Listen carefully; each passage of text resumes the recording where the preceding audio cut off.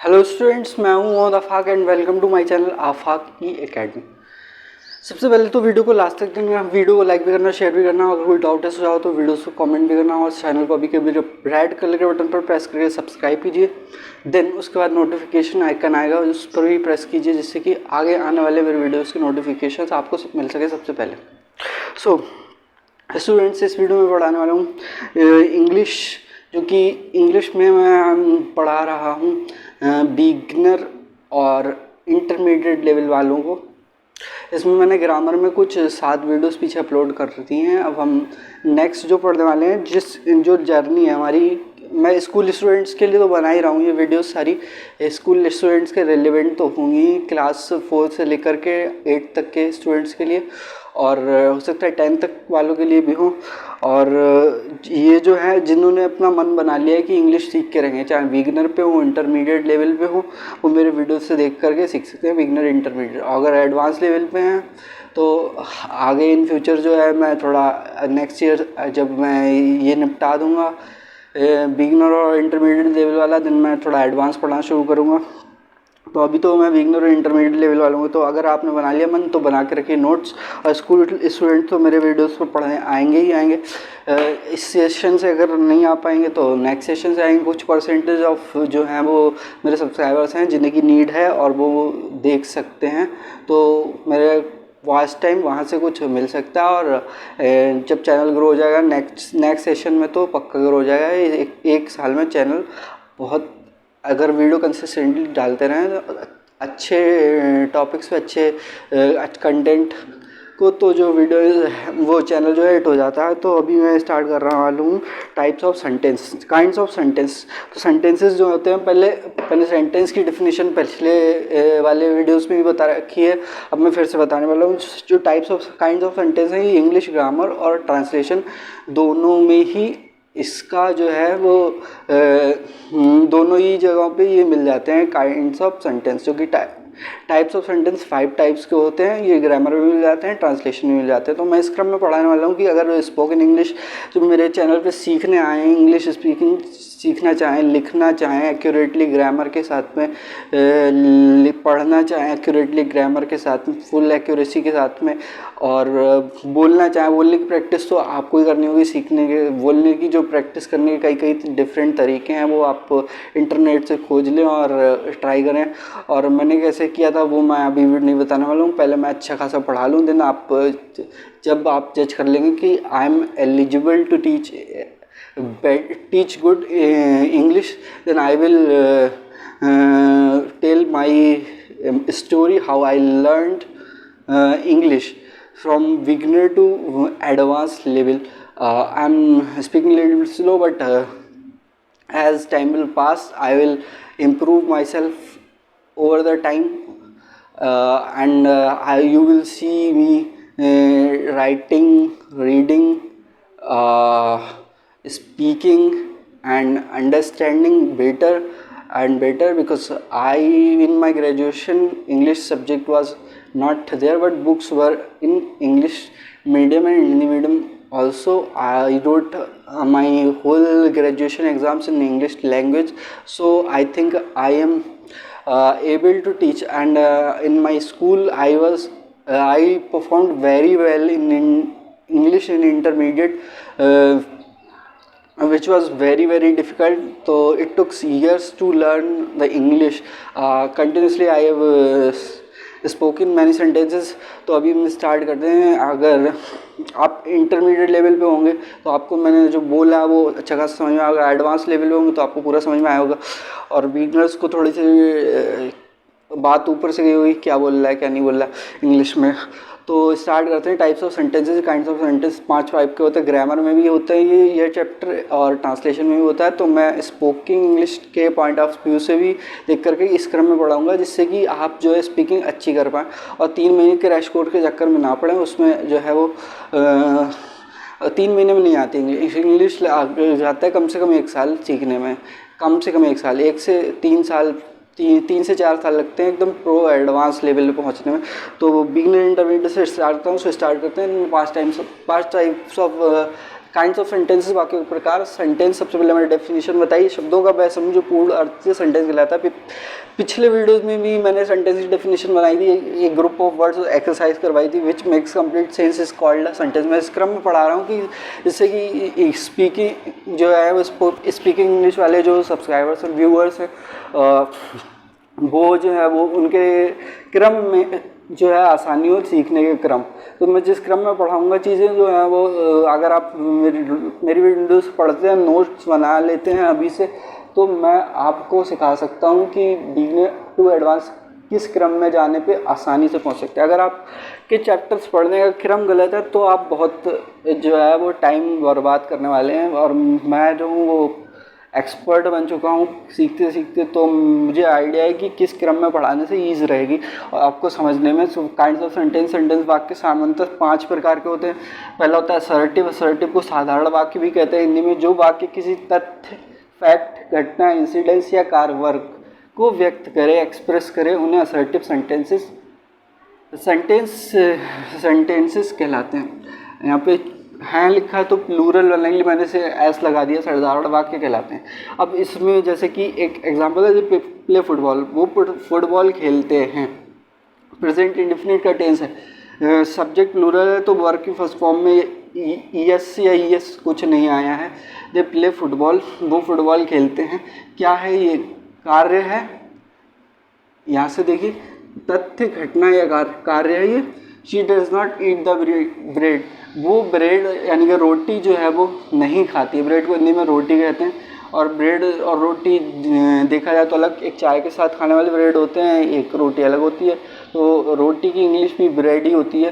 तो यहाँ पे कोई सा भी ब्रेड हो सकता है। रोटी तो फिलहाल सभी खाते हैं, तो हो सकता है दूसरा वाला ब्रेड भी वैसे सभी खाते हैं। तो यहाँ पे जो है बस ऐसी बात बना लिए बात कि ये फैक्ट तो नहीं है, बट कि वो ब्रेड नहीं खाती, मतलब हो सकता है कि उसे पसंद ना हो ब्रेड, ऐसे ही बना लिया है। तो ये फैक्ट हो गया एक प्रकार का, कि फैक्ट हो गया है या कार्य भी हो गया है।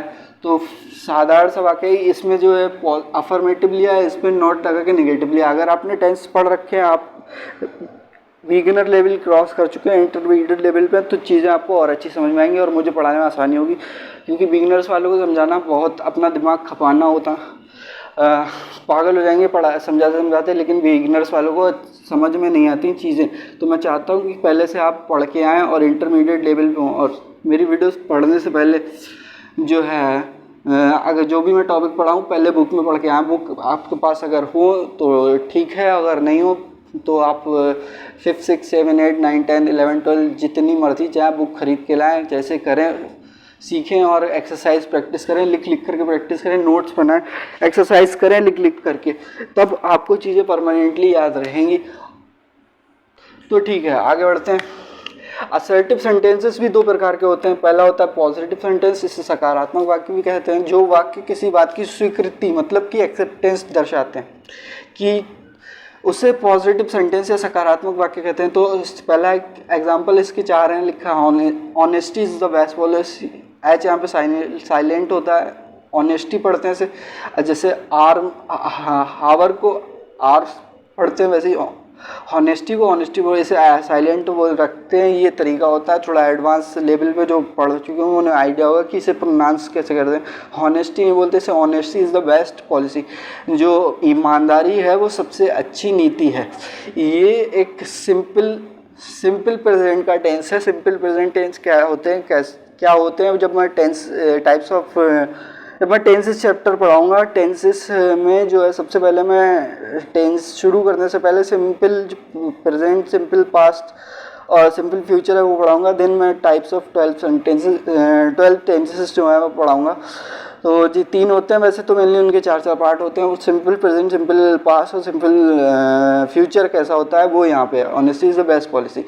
अगर आप इंटरमीडिएट पे हो तो मुझे पढ़ाने में आसानी होगी। India is a big country. I hope कि आप 6 से लेके 10 तक के स्टूडेंट हो अगर, तो जो यहाँ पे वीडियो पे आए हो तो उन्हें जो है वो आसानी होगी। और स्पोकन इंग्लिश वाले तो सीख ही सकते हैं आराम से। India is a big country, बहुत ज़्यादा मैंने डिफ़िकल्ट चीज़ें नहीं लिखी हैं इंटरमीडिएट और बिगिनर लेवल वालों के लिए। India is a big country. हमारा भारत जो है वो एक बड़ा देश है, क्योंकि क्षेत्रफल में वो भारत जो है वो बहुत बड़ा देश है। जिसमें कि 28 राज्य हैं। थर्ड, तो ये क्या है, India is a big country. Assertive sentence क्यों है, क्योंकि ये फैक्ट है कि इंडिया एक बिग कंट्री है। Honesty is the best policy, ये भी एक फैक्ट है। You are a good student, ये भी एक फैक्ट है। द सन इज़ हॉट, सूरज गर्म होता है, ये भी एक फैक्ट है।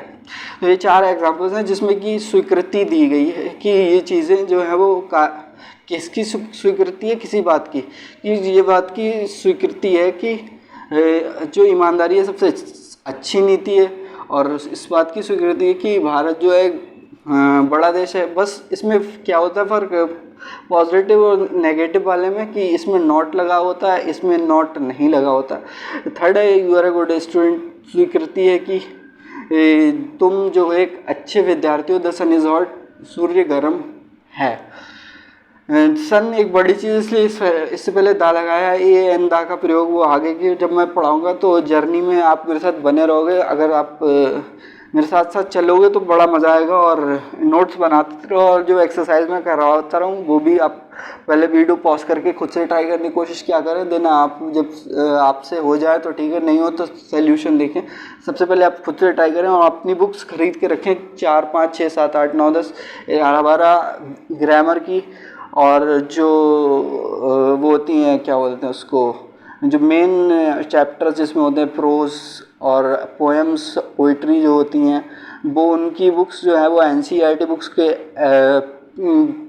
ऐप्स भी होते हैं प्ले स्टोर पे, मोबाइल में डाउनलोड करके मिल जाते हैं। तो आप बिना पैसा खर्च किए उन मोबाइल पे ऐप्स को डाउनलोड करके भी पढ़ सकते हैं, किताबों का खर्चा बचा के। बट ग्रामर की जो है वो बुक्स नहीं मिलती हैं ज़्यादातर प्ले स्टोर पे अच्छी, तो उनके लिए ऑफलाइन जो है किताबें खरीद के पढ़ना ज़्यादा सही रहता है। नेगेटिव सेंटेंस पे आ जाते हैं।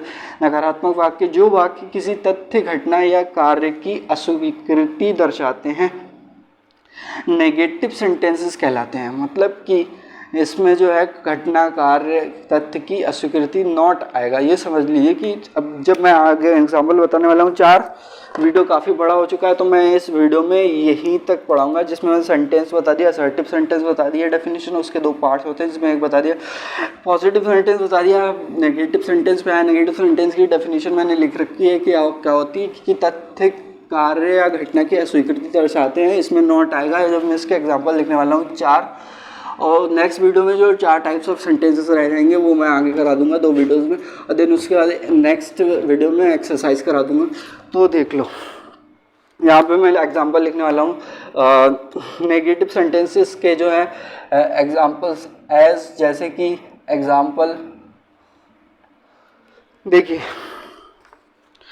सबसे पहले एग्जांपल लिख रहा हूँ, the girls are not dancing, the girls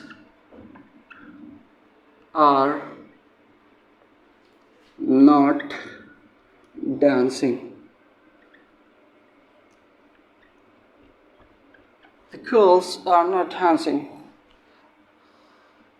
She does not like dosa. Second example है, she does not like dosa. Dosa is what, dosa एक फूड का नाम होता है, तो इसे बड़े से लिखा गया है क्योंकि जिसकी अंग्रेज़ी नहीं होती है जिस वर्ड की, उससे हम कैपिटल लेटर से लिख करके उसी का नाम तिरछे अक्षरों पे लिख देते हैं। चाहे हम यहाँ पे तिरछे लिखना चाहें या सीधा लिखना चाहें, दोनों चलेगा। She does not like dosa. She is not my friend, she is not my friend, she is, सभी में नॉट आ रहा है, नॉट माई फ्रेंड। अब फॉर असर्टिव सेंटेंस की कंडीशन क्या थी वो भी मैं बताऊंगा, एग्जाम्पल्स को एक्सप्लेन करूंगा अभी आगे। The girl is not skipping, the girl is not skipping. घटना, कार्य, तथ्य,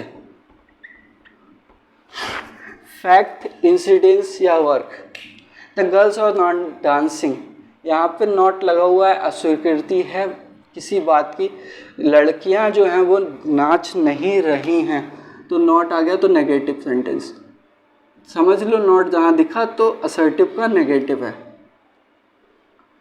और नॉट ही देख के नहीं पहचान सकते, इंट्रोगेटिव में भी नॉट हो सकता है, इम्परेटिव में भी नॉट हो सकता है, ऑप्टेटिव में भी, एक्सक्लेमेटरी में भी, सब जगह नॉट हो सकता है। बट जो हमारा सिंपल प्रेजेंट असर्टिव है उसकी पहचान क्या है कि यहाँ पे कोई कार्य हो रहा है, कार्य हो रहा है और कार्य नहीं हो रहा है, मतलब कि कार्य के बारे में बात हो रही है कि लड़कियां नाच नहीं रही हैं। फैक्ट नहीं है कि लड़कियां नाच रही हैं, लड़कियां नाचती हैं, बहुत जगह नाचती हैं, तो ये फैक्ट कोई है ही नहीं कि लड़कियां नाचती नहीं हैं, तो फैक्ट नहीं है। और ना ही ये घटना भी कह सकते हैं उसको कि ये एक घटना घटित हो रही है, घटना घटित हो रही है, इसका मतलब घटना घटित होने का मतलब क्या है कि कोई कार्य हो रहा है, कार्य और घटना काफ़ी क्लोज है meaning. She does not like dosa, वो डोसा पसंद नहीं करती है। प्रेजेंट इंडेफिनिट का टेंस है, ये है सिंपल प्रेजेंट का, प्रेजेंट इंडेफिनिट का है। और यहाँ पे नॉट लाइक डोसा तो क्या है, ये फैक्ट है, उससे डोसा पसंद नहीं है, वो डोसा पसंद नहीं करती है। इसका हिंदी अनुवाद ये होगा, she is not my friend, वो मेरी दोस्त नहीं है, सिंपल प्रेजेंट का है। इसका Hindi translation, the girl is not skipping. Skipping का मतलब होता है उछल कूद करना, जैसे कि रस्सी होती है वो बचपन में करते हैं लोग, बच्चे, और बॉयज़ और गर्ल्स ज़्यादा अच्छी कर लेती हैं, तो स्किपिंग ऐसे करके डोरी से करते हैं। या फिर मान लो खेल कूद में उछल कूद ऐसे कर रहे हैं, तो गर्ल इज़ नॉट स्किपिंग मतलब लड़की जो है वो उछल कूद नहीं कर रही है। जिम में वर्कआउट करते टाइम पे करने के लिए मैं जब कोर एरिया का करता हूँ तो मैं जिम में रस्सी होती है तो उससे स्किपिंग करता हूँ, तो उससे पेट जो है काफ़ी जल्दी कम होता है, पेट की चर्बी मेल्ट होती है। The girl is not skipping, not लगा हुआ है, और ये क्या है, इंसिडेंस है, घटना है, और ये तथ्य तो नहीं है कि लड़की कूदती नहीं है तो लड़के कूदती भी हैं, तो तथ्य तो नहीं है कि कार्य भी हो सकता है, एक घटना भी हो सकती है। तो डेफिनेशन से ये असर्टिव सेंटेंस हुआ। तो असर्टिव के पॉजिटिव और नेगेटिव दोनों पार्ट में समझा दिया, असर्टिव की डेफिनेशन समझा दी, एग्जाम्पल्स के साथ में समझा दिया। वीडियो काफ़ी लंबा हो गया, अगर आप यहाँ तक आ गए हैं तो वीडियो देखने के लिए आपका बहुत बहुत धन्यवाद। एंड नोट्स बनाइए, लिख कर प्रैक्टिस कीजिए। पहले मैं कॉन्सेप्ट बताता हूँ एग्जांपल्स के साथ में, हर पॉइंट को एक्सप्लेन करता हूँ, देन मैं लास्ट में जाके एक्सरसाइज कराता हूँ, इसी क्रम में चलता हूँ। आप भी बुक्स उठा करके जो भी आपको मार्केट में मिल जाएँ, CBSE बोर्ड के हों, किसी ICSE बोर्ड के हों, UP बोर्ड के, किसी बोर्ड के हों, जैसे आपकी बुक्स मिक्स लैंग्वेज में हिंदी इंग्लिश में मिल जाए तो बहुत अच्छा है, क्योंकि हमारी मदर टंग है, जो कि हम इंडिया में रहते तो हिंदी है ना, तो हिंदी और इंग्लिश जब कंबाइंड जो है वो हिंदी मीडियम में जो बुक आती हैं वो पढ़ना ज़्यादा, उससे जो है ज़्यादा सहजता होती है, बजाय कि इंग्लिश। हिंदी मीडियम से पढ़ के इंग्लिश में जो जाते हैं वो ज़्यादा अच्छे जो है वो लैंग्वेज पे कमांड उनकी होती है। मेरा ऐसा ऑब्जर्वेशन है। मैंने पहले UP बोर्ड से हिंदी में पढ़ाई की, और मैंने इंग्लिश तो मिक्स लैंग्वेज में जो हम बोलते हैं, ऐसा नहीं कि मैं what ever I am saying in English, what ever I am explaining in English, and I don't use even a single word of Hindi. I show you next the first type is positive and second type is negative. Now we see examples like this ऐसे करके मैंने सारा English में नहीं बोला है, मैंने जो बोला है कि बातें हिंदी में बोली, टेक्निकल टर्म्स जो इंग्लिश में यूज़ करें जिसकी आपको सहजता, क्योंकि मदर टंग इज़ हिंदी।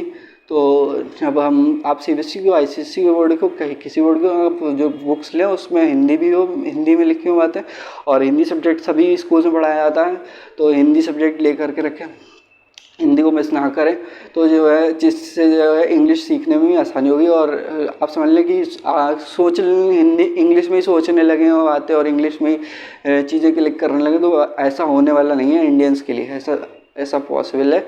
और बहुत ज़्यादा वो बड़े स्कूल्स में जहाँ पे एकदम मतलब कि इंग्लिश मीडियम ऐसे स्कूल होते हैं कि you cannot speak in Hindi, whatever you are doing, you are going to drink water, and what you are doing, you are not allowed to speak in Hindi, you are restricted to speaking English. And that kinds of school, in those kinds of school, the students can think in English and can speak fluently, but they are but they cannot be so fluent, because after going to the home we all talk in the Hindi. समझ रहे हो कि बात तो हिंदी में करते हैं, इसलिए हिंदी लैंग्वेज के साथ में इंग्लिश की बुक खरीदी। तो मैंने बहुत सारा ज्ञान बांट दिया। अभी वीडियो बहुत लंबा हो चुका है, तो वीडियो एंड करते हैं और हम मिलेंगे नेक्स्ट वीडियो में अदर टाइप्स के साथ में। So goodbye friends, goodbye friends and students, छोटे हो बड़े हो आप जो भी हो।